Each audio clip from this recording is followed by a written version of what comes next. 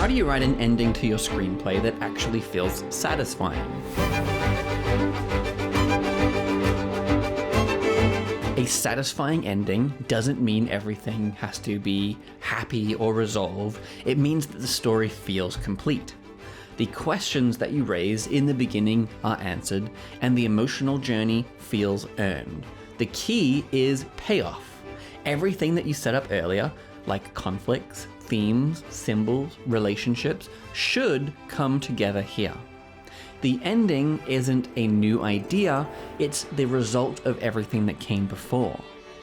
Ask yourself, what promise did my story make to the audience in the first act, and am I delivering on it now?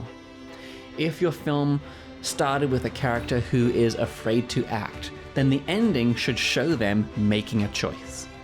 And if it started with a mystery, then the ending should reveal the truth, or reveal why the truth doesn't matter. Avoid sudden twists that feel disconnected from the rest of the story. The best surprises are the ones that feel inevitable in hindsight. The audience didn't see it coming, but once it happens, it makes perfect sense. And here is a key tip when you are rewriting. If you finish a draft and realize that your ending or climax feels like it came out of nowhere, then don't try to explain it at the end. Go backwards into your story, add details, maybe hints or subtle moments earlier in the story that foreshadow or emotionally prepare the audience for what is coming. Plant seeds so that the ending feels earned and not sudden. And finally, end on an image or a moment that carries meaning. Something that visually shows what has changed. The door that was locked at the beginning is now left open. And that is enough to make the story feel complete.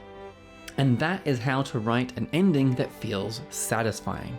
And if you want some help shaping an ending that really lands, then there is a 10-day screenwriting course linked in the description that takes you through building your whole script step by step.